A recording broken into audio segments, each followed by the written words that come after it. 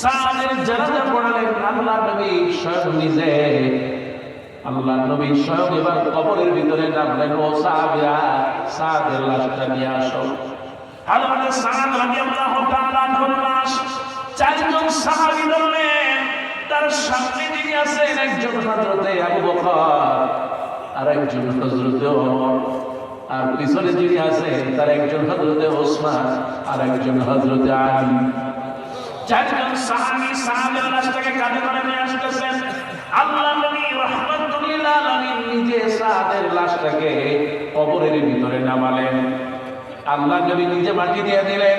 মাটি দেওয়ার পর সাহাবীরা বর্ণনা করেন আল্লাহ নবী জোরে জোরে তাসবিহ পড়লেন, সুবহানাল্লাহ। সবাই বলেন সুবহানাল্লাহ। আরো আসতে বলেন, জবান খুলে বলেন। সাহাবীরা বললেন আল্লাহ নবী জোরে জোরে তাসবিহ পড়লেন, সুবহানাল্লাহ। আমরা সাহাবীরাও জোরে জোরে তাসবিহ পড়লাম, সুবহানাল্লাহ। আল্লাহ নবী জোরে জোরে তাকবীর দিলেন, কাব্বারনা, আল্লাহু আকবার। সবাই বলে আল্লাহু আকবার।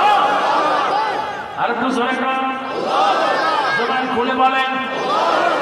ছোটবেলায় কানে যে আযান দেওয়া হলো আল্লাহু আকবার, ওই আযানের কথা মনে করে জোরে বলেন আল্লাহু আকবার। লিল্লাহি তাকবীর। আমার ভাইরা, আল্লাহ নবীর সাহাবীরা বলেন নবীজি তাকবীর দিলেন, আমরাও জোরে জোরে তাকবীর দিতে লাগলাম। এবার আল্লাহ নবীকে প্রশ্ন করলাম, ইয়া রাসূলুল্লাহ, ইয়া হাবিবাল্লাহ, ও আল্লাহর নবী, আপনি সাতটি কবরের ভিতরে নামালেন আর জোরে জোরে তাসবিহ পড়লেন, তাকবীর দিলেন, আমরা তো কিছুই বুঝলাম না। অতীতে কখন আপনি তো এমনি করে দেন নাই, হঠাৎ করে কেন দিলেন?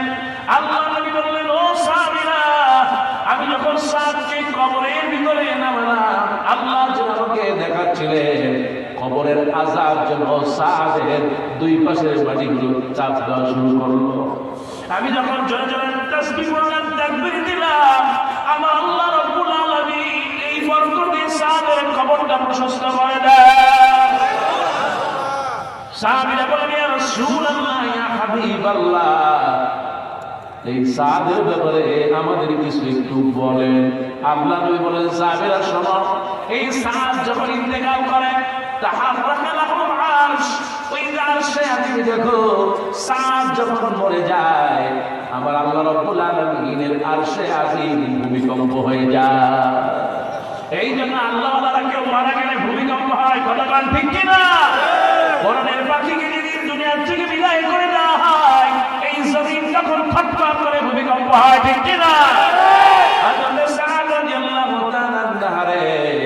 আল্লাহ নবী বলে ওই আরশে আজিমে ভূমিকম্প হয়ে যায়। এবার আল্লাহ নবী বলেন আসমানের দরজা